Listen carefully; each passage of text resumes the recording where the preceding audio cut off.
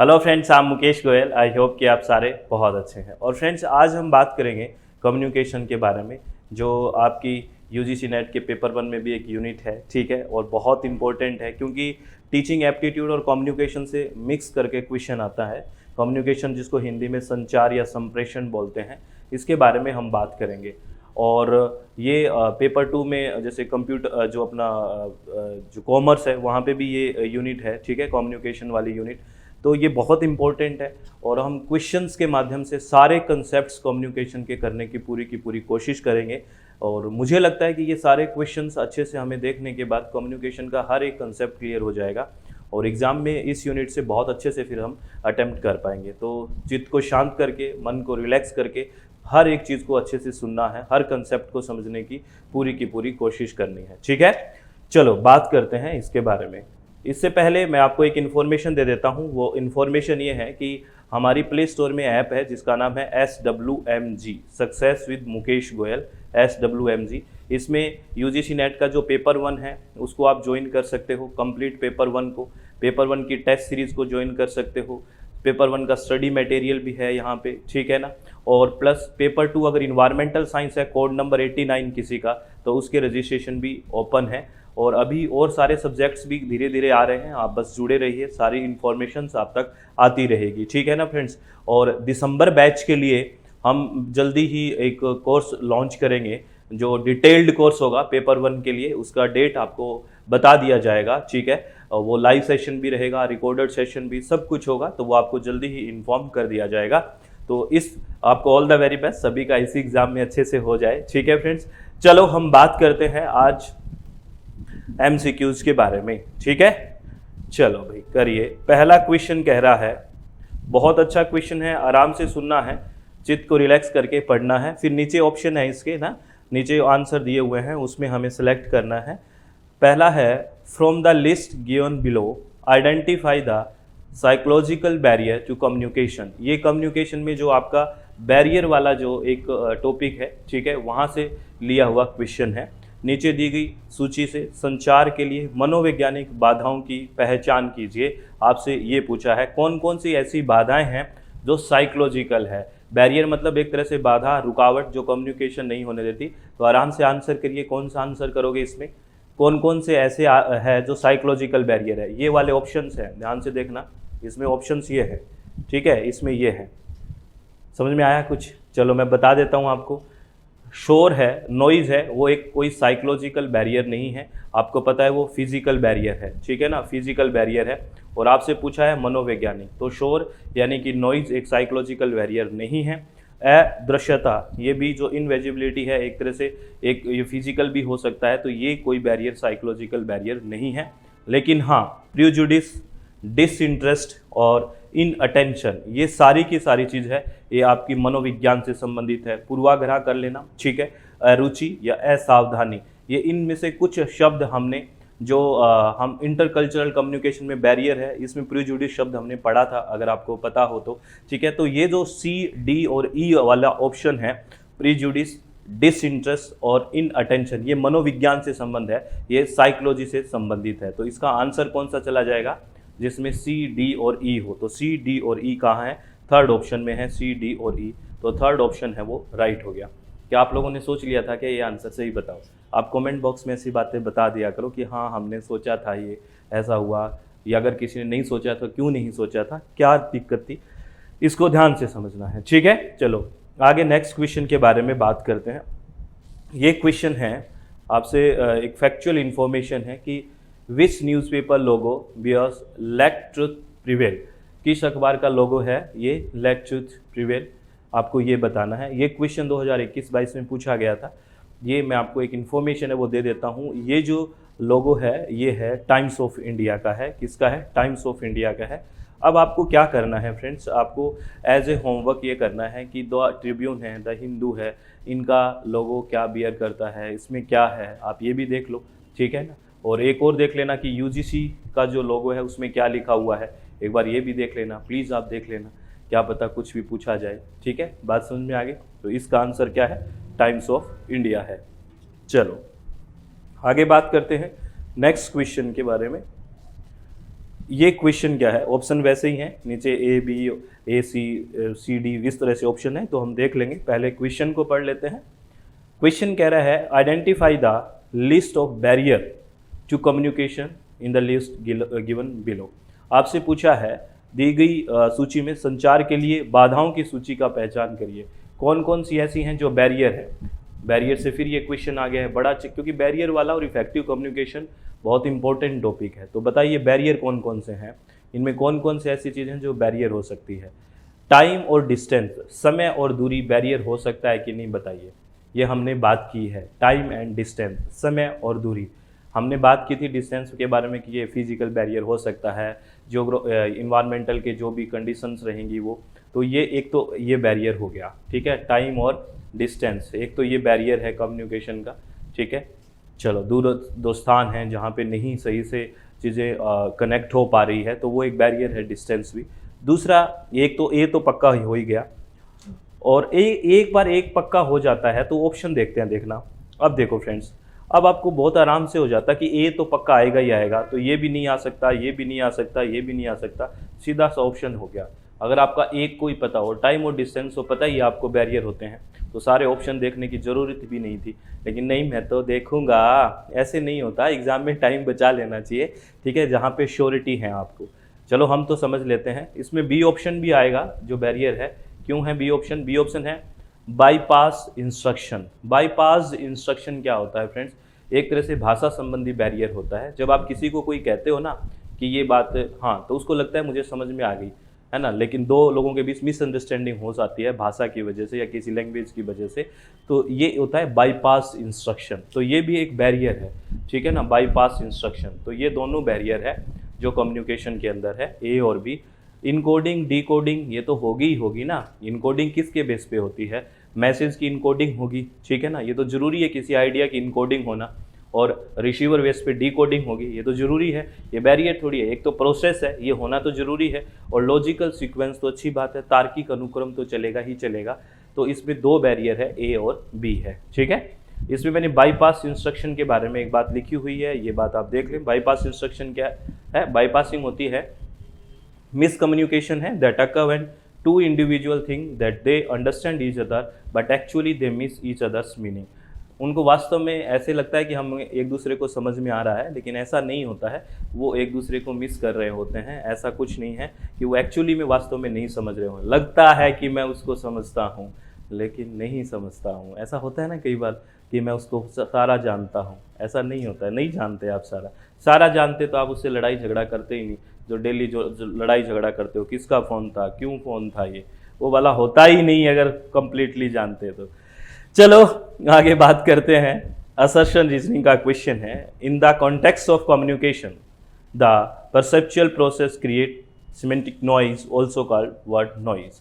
संचार के संदर्भ में अवधारणात्मक प्रक्रिया जो होती है, यानी कि जो शब्दार्थ शोर होता है उसको शब्द शोर भी कहा जाता है, बिल्कुल कहा जाएगा।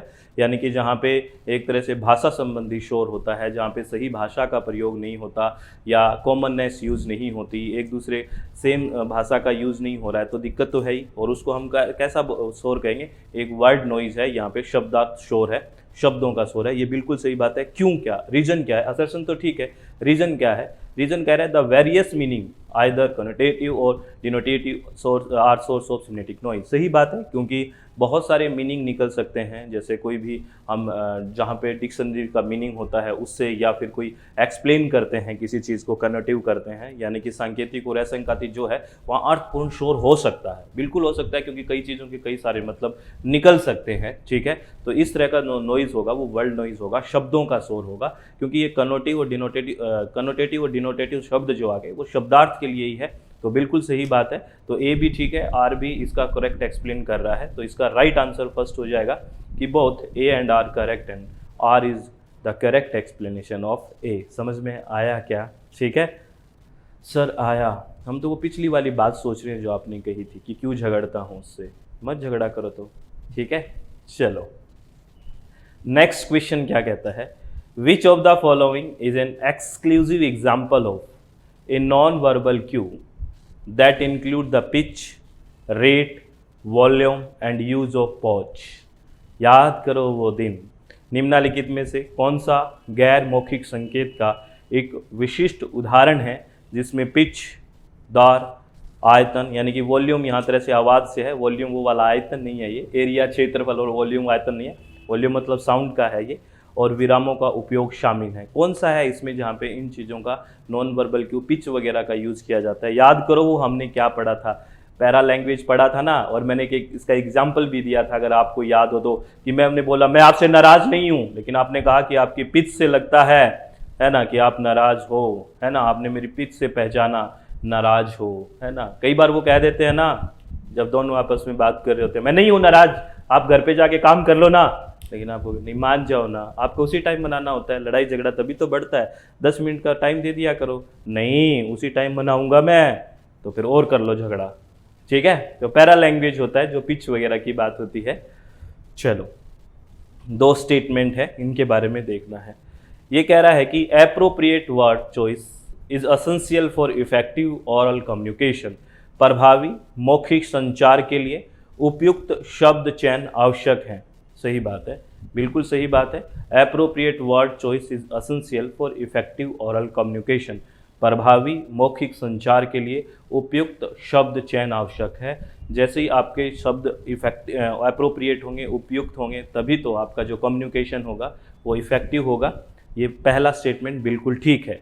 दूसरा स्टेटमेंट कह रहा है कि फेशियल एक्सप्रेशन, जो फेस के आपके एक्सप्रेशन है, एंड पोस्चर, जो आपका बॉडी लैंग्वेज या मुद्राएं जो हैं, पोस्चर है, वो फॉल अंडर विजुअल कम्युनिकेशन। बिल्कुल, चेहरे की अभिव्यक्ति और मुद्राएं दृश्य संचार के अंतर्गत आती है। बिल्कुल विजुअलाइज करते हैं हम इनको, बिल्कुल सही बात है। ए भी ठीक है और बी भी, मतलब कथन 1 और कथन दोनों सही है। Both statement 1 and 2 are true. तो ये फॉर राइट आंसर आ गया इसका 1, ठीक है। चलो बहुत बढ़िया। नेक्स्ट क्वेश्चन क्या कहता है? कम्युनिकेशन इज द प्रोसेस, पहला स्टेटमेंट कह रहा है communication is the process of transmitting a message from a source to an audience via the channel. सही बात है, संचार एक स्रोत से एक संदेश को एक चैनल के माध्यम से दर्शकों तक पहुंचाने की प्रक्रिया है। संचार यही तो होता है, कम्युनिकेशन। मैसेज होता है ना, उसकी इनकोडिंग होके चैनल के माध्यम से ऑडियंस यानी कि रिसीवर तक जाता है। बिल्कुल सही बात है, ये स्टेटमेंट तो बहुत ही उम्दा है, बहुत ही सही है। दूसरा स्टेटमेंट कह रहा है तो establish commonness between the source and audience is effective for success of communication. संचार की सफलता के लिए स्रोत और दर्शकों के बीच कॉमननेस स्थापित करना प्रभावी है। ये बहुत सही बात है। अगर आप कम्युनिकेशन इफेक्टिव करना चाहते हो, यानी कि सफल करना चाहते हो, प्रभावशाली करना चाहते हो, तो वहाँ कॉमननेस होना बहुत ज़्यादा ज़रूरी है। कॉमननेस का मतलब क्या होता है? यानी कि ऑडियंस और स्पीकर होता है, उनमें एक तरह से सेम चीज़ होनी चाहिए। मतलब जो मैं भाषा बोल रहा हूँ वो भाषा आपको समझ में आना चाहिए, कॉमननेस होना चाहिए। जब कॉमननेस होगा दोनों में, तभी तो इफेक्टिव कम्युनिकेशन होगा, तभी तो सक्सेस होगा कम्युनिकेशन, तभी तो सफल होगा। नहीं तो कैसे सफल हो जाएगा? आपने उसको उस भाषा में कुछ बोल के आगे, उस भाषा को वो जानती ही नहीं थी, तो क्या जवाब देगी? तो इफेक्टिव नहीं हुआ ना। अगर वो जानती उस भाषा को तो रैप्टे भी पढ़ सकते थे और सब हाँ भी हो सकती थी कि चलो हम दुनिया को आगे चल के ले चलते हैं, हम इस दुनिया में दोनों साथ रहेंगे, ऐसा भी तो हो सकता है। लेकिन इफेक्टिव कम्युनिकेशन के लिए कॉमननेस होना बहुत ज़्यादा जरूरी है, यानी कि जो बात आप बोलो वो उसको समझे, ठीक है। तो बोथ स्टेटमेंट आर ट्रू, ये बिल्कुल सही बात है। Statement first and statement 2 both are true, बिल्कुल सही बात है, इसमें कोई दो राय की बात नहीं है। चलो नेक्स्ट क्वेश्चन की तरफ चलते हैं। बहुत बढ़िया। नेक्स्ट क्वेश्चन कह रहा है which of the following are parameter of effective communication. निम्नलिखित में से कौन प्रभावी संचार के पैरामीटर है? इफेक्टिव कम्युनिकेशन के कौन कौन से पैरामीटर है आप छांटिए। जहाँ पे इफेक्टिव यानी कि बहुत बढ़िया वाला प्रभावशाली कम्युनिकेशन होगा, उसके लिए क्या क्या करना चाहिए? पहला है freedom to see and hear what is here. सही बात है, देखने और सुनने की आपको अगर स्वतंत्रता है, इधर क्या है उधर क्या है, बिल्कुल अगर देखने की स्वतंत्रता है तो सही से आप इफेक्टिव कम्युनिकेशन कर पाओगे। बिल्कुल तभी तो कर पाओगे, स्वतंत्रता देंगे तभी तो। चलो ये तो ठीक है। फ्रीडम टू से, कहने की स्वतंत्रता है आपको। What one think and feel, कोई क्या सोचता है और क्या महसूस करता है, ये सारी बात आप कहने को स्वतंत्र हैं, तभी तो आप इफेक्टिव कम्युनिकेशन कर पाओगे। बिल्कुल ठीक बात है, ये भी बहुत बढ़िया है। लेकिन इसमें यहाँ पे आके आपको कन्फ्यूजन हो सकता है, तो इसमें जो बेस्ट ऑप्शन है यहाँ पे डी रहेगा, freedom to feel what one feel, महसूस करने की स्वतंत्रता। क्योंकि आप महसूस करने की स्वतंत्रता दोगे किसी को, तभी तो उसके बारे में कुछ कहने की स्वतंत्रता होगी। आप प्रॉपरली उसको महसूस करोगे तभी तो आपको बिलीफ सिस्टम बनेगा, आपको महसूस करने के अच्छे से महसूस करोगे तभी से एक ट्रस्ट बनेगा, सारी चीज़ें महसूस अच्छे से करोगे तभी तो बात होगी। तो freedom to feel what one feel, तो ये सही बात है। तो ए भी, बी भी और डी भी ये होगा इफेक्टिव कम्युनिकेशन का सबसे अच्छा पैरामीटर है, ए बी और डी। ये चीज़ ध्यान रखनी है, बहुत अच्छा क्वेश्चन है। यहाँ कन्फ्यूजन सी में हो सकता है लेकिन इसके लिए बेस्ट डी ऑप्शन है, ठीक है। तो याद रखना, देखने ये वाला और डी वाला, महसूस करने की, ए बी और D is the right answer. चलो देखते हैं कहाँ गए हो, ए बी और D is the right answer. चलो बहुत बढ़िया, आगे चलते हैं। चलो भाई आगे चलते हैं। चलो ये रहे आगे, ये क्या कहता है सुनिए इसकी। ये कह रहा है more effective communication occur when source and receiver are homophilous. अभी बात करी थी कॉमननेस, वही वाली बात है।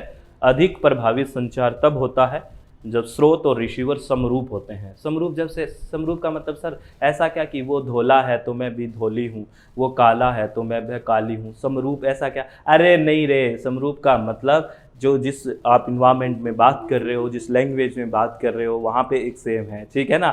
More effective communication occur when source and receiver are homophilous. एक समरूप मतलब माहौल है, उसमें सेम भाषा का प्रयोग हो रहा है इस तरह से, तो तभी तो होगी ज़्यादा इफेक्टिव कम्युनिकेशन। बहुत सही बात है। रीज़न क्या है? क्योंकि। आप रीज़न के आगे बिकॉज लगा दिया करो, सोर्स के आगे क्योंकि लगा दिया करो, कारण के आगे because source and receiver use same language, आ गई ना बात होमोफिलस की, and words to stimulate similar meaning, आ गई। क्योंकि स्रोत और रिसीवर समान अर्थ को प्रोत्साहित करने के लिए एक ही भाषा और शब्दों का उपयोग करते हैं, इसीलिए ऐसा है। तो बिल्कुल ठीक बात है, ए भी ठीक है, आर भी ठीक है, और इसका सही एक्सप्लेन कर रहा है ये। तो both A and R correct and R is the correct explanation of A. हो गई बात? चलो बहुत बढ़िया, सही है शुरुआत, है ना, बहुत सही है। चलो इसको देखते हैं ये क्या कहता है। Which of the following statement about blogs in network communication is true. Network संचार में ब्लॉग के बारे में, जो ब्लॉग्स लिखते हैं ना, ब्लॉग्स लिखते हैं, ब्लॉग के बारे में कौन सा कथन सत्य है? बताइए कौन सा कथन सत्य है? The content of blog can be edited by anyone. Blog की सामग्री को कोई भी संपादित या एडिट कर सकता है। कोई भी कर देगा तो इसका क्या मतलब हुआ? क्यों कर देगा कोई भी? आप लिखोगे तो आप ही करोगे ना, ये तो नहीं हो सकता। A blog is synchronous communication system that allow people to chat in real time.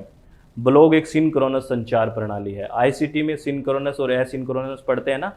Synchronous जो होता है रियल टाइम लाइव वाले की बात होती है, ठीक है ना, लेकिन ब्लॉग होता है वो सिंक्रोनस नहीं होता, याद रखना। ईमेल, ब्लॉग, विकीपीडिया ये सब एसिंक्रोनस होते हैं, इसमें रियल टाइम नहीं चलता है।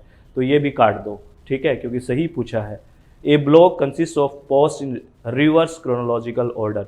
रिवर्स मतलब उल्टा समय के अनुसार, मतलब उल्टा पोस्ट दिखाता है आपको, ये बिल्कुल सही बात है। ए ब्लॉग कंसिस्ट, है ना, रिवर्स क्रोनोलॉजिकल ऑर्डर होता है, उसका रिवर्स होता है, ये बिल्कुल सही बात है, बहुत सही बात है, बड़ा अच्छा क्वेश्चन है, ठीक है, नोट डाउन कर लेना। A blog is a history of web page that you have visited maintained by an ISP ना। हिस्ट्री ऑफ वेब पेज ये नहीं दिखाता, तो इसका सही ऑप्शन कौन सा आ गया? Third is the right answer हो गया। बड़ा अच्छा क्वेश्चन है, ध्यान रखना। चलो सर ध्यान रखेंगे तो डांट क्यों रहे हो? डांट नहीं रहा, कह रहा हूँ। चलो बहुत बढ़िया। नेक्स्ट क्वेश्चन क्या कहता है? नेक्स्ट क्वेश्चन कह रहा है audience noise is potent when the message is controversial. संदेश विवादास्पद होने पर श्रोताओं का शोर प्रबल होता है। बताइए भी, अगर आप कोई कंट्रोवर्शियल बात बोलोगे तो विवादास्पद तो होगा ही होगा, इस बात को तो जानते ही हो। विवादास्पद कोई भी बात करोगे आप, कंट्रोवर्शियल कोई भी बात करोगे तो ऑडियंस का तो शोर है वो प्रबल होगा ही होगा, इस बात को जानते हो। कंट्रोवर्शियल बात कह के देखो आप क्या हो जाएगा। तो ये बिल्कुल सही बात है कि अगर कंट्रोवर्शियल कोई बात कहे हो, विवादास्पद होगे तो श्रोताओं में शोर प्रबल होगा, बिल्कुल सही बात है। स्टेटमेंट 2 क्या कह रहा है? It is impossible for any communication to convert an audience from one view point to another. किसी भी संचार के लिए दर्शकों को एक दृष्टिकोण से दूसरे दृष्टिकोण में परिवर्तित करना असंभव है। ऐसा है क्या? आप उसको मना नहीं लेते क्या बात कर करके? अगर ऐसा इम्पॉसिबल होता तो वो मानती ही नहीं। ये इम्पॉसिबल नहीं है, ऐसा इम्पॉसिबल नहीं है कि आप कम्युनिकेट करो और उसके व्यू पॉइंट को ना बदलो। हम कम्युनिकेट होके ही तो लोगों के बारे में विचार बदलते हैं हमारे, तो इम्पॉसिबल नहीं है, ये पॉसिबल है। हम जो ऑडियंस का एक व्यू पॉइंट से अनदर बना देते हैं, हम न्यूज़ सुन के, और ये सब हमारा व्यू पॉइंट बदलता है ना, तो बिल्कुल बदलता है। तो इम्पॉसिबल नहीं है, ये तो पॉसिबल है, संभव है, असंभव नहीं है। तो इसको काट दो। तो बहुत स्टेटमेंट फर्स्ट है वो ठीक है, जबकि स्टेटमेंट सेकंड है वो गलत है। वो तो कौन सा आएगा? Third option, statement first is true but statement two is false. ठीक है, चलो बहुत बढ़िया। नेक्स्ट क्वेश्चन के बारे में क्या कहते हैं? Why do we communicate? हम संवाद क्यों करते हैं? सर स्वाद लेने के लिए करते हैं दूसरों के। अरे नहीं रे, ठीक है ना। Why do we communicate? हम संवाद क्यों करते हैं, क्यों कम्युनिकेट करते हो? फॉर सोशल इंटरेक्शन, बिल्कुल सही बात है। सामाजिक संपर्क के लिए, बात करने से बात बनी जाए, क्या सब है ना, मान जाए, एक तो ये होगा for social interaction. For happiness sake, अच्छा खुशी के लिए। अरे रुक जाओ, कई बार ना बोलने में भी खुशी होती है, इसको रुको एक बार।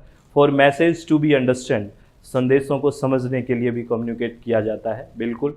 फॉर शेयरिंग ऑफ एक्सपीरियंस, अनुभव साझा करने के लिए भी, बिल्कुल ठीक बात है। आप किसी से बात करते हुए क्या करते हो, है ना, इन्फॉर्मेशन का, अनुभव का साझा ही तो करते हो, हाँ, है ना। वो कुछ बोले उससे पहले आप अपना अनुभव। अरे एक बार ऐसा भी हुआ था, क्योंकि जब आदमी कम्युनिकेट करता है तो दिल खोल देता है। तो for social interaction, for message to be understand और फॉर शेयरिंग ऑफ एक्सपीरियंस, ये आएगा। यानी कि ए, सी और D is the right answer. चलो देखें कहाँ है ए, सी और D is the right answer. A, C और डी, ये इसका राइट आंसर हो गया भाई।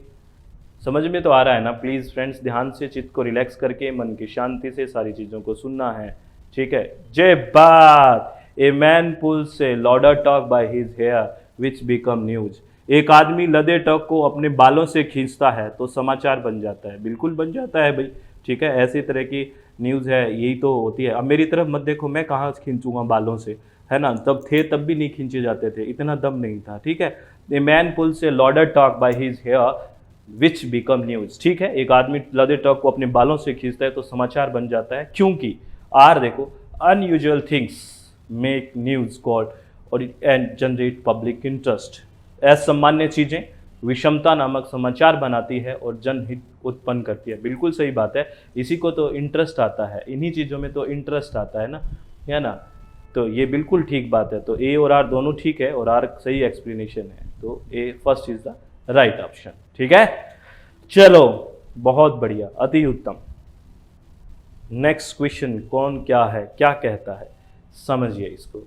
Which of the following is an example of a physical barrier to communication? निम्नलिखित में से कौन संचार के लिए एक फिजिकल, एक भौतिक बाधा का उदाहरण है? तो बताइए इसमें कौन सा एक फिजिकल बैरियर है। देखो, कल्चरल डिस्पैरिटी, सांस्कृतिक, इन अटेंशन, वर्बलिज्म या फिर इल हेल्थ, इसमें कौन सा फिजिकल लग रहा है? सर मुझे तो इल हेल्थ लिख रहा है। तो बस यही तो है ना, बीमार स्वास्थ्य है, एक फिजिकल बैरियर है, एक भौतिक बैरियर है, एक भौतिक बाधा है, ठीक है ना। बीमार हो गए, है ना, फिजिकल। चलो आगे चलते हैं। Next question. When the attitude of the communication towards self is positive but toward other it is negative, the communicator is said to be।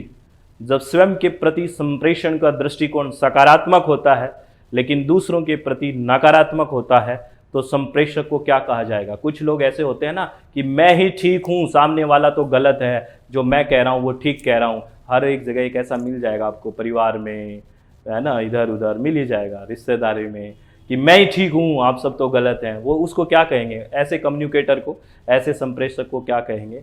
ये आत्म अभिमानी है, ये सेल्फ कंसाइटेड है, याद रखना, है ना, बिल्कुल। बड़ा अच्छा, सेल्फ कॉन्फिडेंट नहीं है, ये अभिमानी है ना। आत्मविश्वासी कौन होता है? जो आपकी भी सुने, खुद की भी, बोला आप भी ठीक हो सकते हैं लेकिन मैं ठीक हूँ, ये होता है सेल्फ कॉन्फिडेंस। और लैकिंग ऑफ सेल्फ कॉन्फिडेंस का मतलब वो होता है जो यूं कहें बस तू ही ठीक है मैं तो गलत हूँ, उसमें लैक होता है ना, समझ रहे हो। तो ये सारी बातें होंगी। तो सेल्फ कंसाइटेड जो होगा, आत्म अभिमानी होगा, वो ये कहेगा, इस बात को ध्यान रखें। चलो बहुत बढ़िया। नेक्स्ट क्वेश्चन, ये क्या कहता है, क्या स्टेटमेंट फर्स्ट और स्टेटमेंट सेकंड क्या कहता है? Promoting classroom dialogue that encourage student to examine alternatives is an example of direct instruction. कक्षा संवाद को बढ़ावा देना जो छात्रों को विकल्पों की जांच करने के लिए प्रोत्साहित करता है, प्रत्यक्ष निर्देश का एक उदाहरण है। यानी कि जब हम किसी को प्रमोट करते हैं, है ना, क्लासरूम को, और स्टूडेंट को इनकरेज करते हैं, मतलब तो ये एक डायरेक्ट निर्देश का एक उदाहरण है ना। कोई अल्टरनेटिव का जांच करना या एग्जाम्पल, ये डायरेक्ट इंस्ट्रक्शन है क्या? मुझे एक बात बताओ, आप एक होमवर्क डालो, what is the difference between direct and indirect instruction? प्रत्यक्ष और अप्रत्यक्ष निर्देश में क्या अंतर होता है? वैसे ये डायरेक्ट इंस्ट्रक्शन नहीं है फ्रेंड्स, ये हमने टीचिंग एप्टीट्यूड में भी बात करी थी, याद करो वो दिन जब हमने ये बात करी थी। ये डायरेक्ट नहीं है। स्टेटमेंट 2 कह रहा है, probing refer to teacher statement that encourage student to elaborate an answer. Probing शिक्षक के बयानों को संदर्भित करता है जो छात्रों को एक उत्तर विस्तृत करने के लिए प्रोत्साहित करता है। हमने टीचिंग एप्टीट्यूड में हेल्पिंग और की बिहेवियर की बात करी थी, तो प्रोबिंग वहाँ पे एक हेल्पिंग बिहेवियर था, अगर आपको याद हो। जांच, उसमें हम किसी भी एलाबरेट करने के लिए आंसर को हिंट देते हैं स्टूडेंट को, ठीक है ना। तो ये बिल्कुल सही बात है। और मैंने आपको कहा ना, अब ये पता नहीं लग रहा आपको कम्युनिकेशन से है या टीचिंग से, टीचिंग और कम्युनिकेशन से मिक्स करके क्वेश्चन आते हैं। तो इस यूनिट में आप बहुत सारी बातें टीचिंग की भी देखोगे, तो 2 यूनिट्स अच्छे से तैयार होती है। तो फर्स्ट स्टेटमेंट इसका गलत है, सेकंड स्टेटमेंट इसका सही है ना। तो इसका 4th ऑप्शन हो गया, वो राइट हो गया। Statement first is false but statement second is true, ठीक है। चलो भाई आगे चलते हैं। ये क्या कहता है देखो, very good, assertion reasoning. Those who receive the message and get themselves influenced by them in the process are designed as audience. जो लोग संदेश प्राप्त करते हैं और इस प्रक्रिया में उनसे प्रभावित होते हैं, उन्हें श्रोता के रूप में नामित किया जाता है। बताइए अभी, जो मैसेज को रिसीव करते हैं और इन्फ्लुएंस होते हैं, वो ऑडियंस ही तो होती है भाई, जो मैसेज को रिसीव करती है। अब जैसे मैं बोल रहा हूँ, आप मैसेज को रिसीव कर रहे हो, तो आप ऑडियंस ही है, ठीक है ना। ये बिल्कुल सही बात है। कारण क्या है? बिकॉज एन इंडिविजुअल और मैनी वो listen, watch and read the message are called audience. सही बात है। एक व्यक्ति या अनेक जो संदेश को सुनते हैं, देखते हैं, पढ़ते हैं, वो क्या है? श्रोता कहलाते हैं। आप ऑडियंस ही तो कहलाओगे, अरे नहीं क्या? बिल्कुल। तो इसीलिए ये बात बिल्कुल ठीक है। ए भी ठीक है, आर भी ठीक है, और आर है वो ए का सही से एक्सप्लेनेशन है। Both A and R correct है, and R is the correct explanation of A. चलो भाई, समझ में आ रहा है क्या? सर आ रहा है तो बिल्कुल आ रहा है, आ रहा है। चलो बहुत बढ़िया। देखिए, मैनी वॉइस वन वर्ड, कई आवाजें एक दुनिया, कम्युनिकेशन एंड सोसाइटी, संचार और समाज, टुडे एंड टुमारो, आज और कल, known as the MacBride commission is about, जिसे मैकब्राइड आयोग के रूप में जाना जाता है। किसके बारे में है वो? तो इसके बारे में आप लिख लीजिए, मैकब्राइड कमीशन किसके बारे में था? पहला, इन्होंने क्या कहा? The need of developing country. इन्होंने कहा कि विकासशील देशों की ज़रूरतें, पहली बात तो ये इन्होंने शामिल की, लिख लीजिए, ठीक है। और इन्होंने कहा बैलेंस इन इंफॉर्मेशन फ्लो, संतुलन सूचना का प्रवाह, और एक था इंटरनेशनल अंडरस्टैंडिंग, अंतर्राष्ट्रीय समझ। इसके बारे में ये था क्या? MacBride commission. Many voice one world, communication and society, today and tomorrow, known as the MacBride communication. किसके बारे में? ये ए, डी और ई के बारे में। नोट डाउन कर लीजिए प्लीज इस आयोग के बारे में, ए, डी और ई। ये first option is the right answer. चलो भी नेक्स्ट क्वेश्चन क्या कहता है? नेक्स्ट क्वेश्चन कह रहा है कि सोसाइटी प्ले ए की part in the shaping of the communication process. समाज संचार प्रक्रिया को आकार देने में महत्वपूर्ण भूमिका निभाता है। सोसाइटी प्ले ए की part in the shaping of the communication process. इस बात से सहमत है कि नहीं? हाँ है सर, समाज से ही तो हमें पता लगता है, समाज तो बहुत कुछ सिखाता है। तो इस स्टेटमेंट को आप गलत कैसे कर सकते हो? गलत नहीं कर सकते। सेकंड स्टेटमेंट कह रहा है communication is concerned with the production, distribution and formation of public knowledge in society.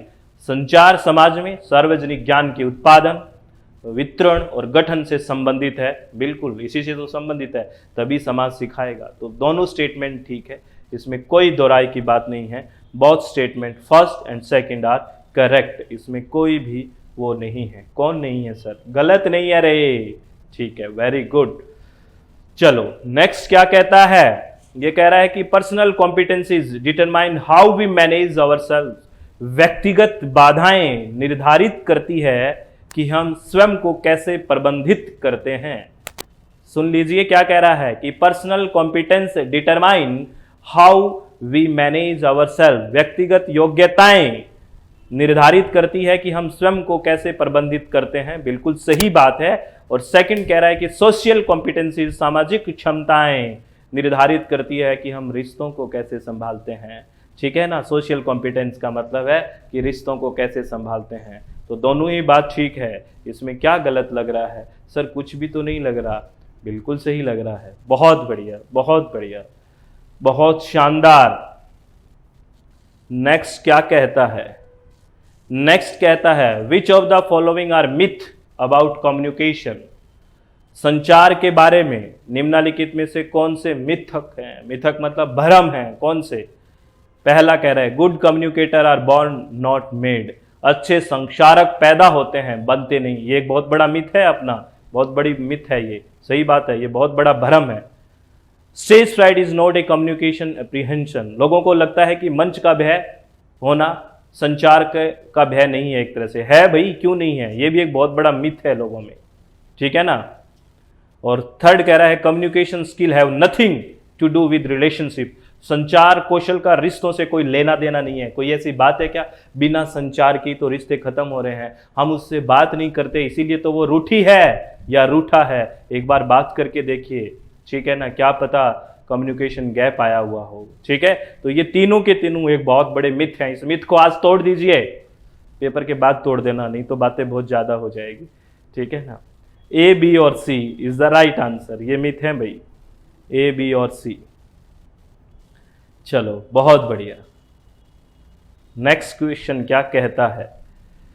Assertion कह रहा है communication must include the transfer and understanding of message and there meaning. संचार में संदेशों और उनके अर्थों का स्थानांतरण और समझ शामिल होना चाहिए। बिल्कुल होना चाहिए। Communication must include the transfer and understanding of message and there meaning. बिल्कुल सही बात है। Achieving perfect communication is a technical possibility.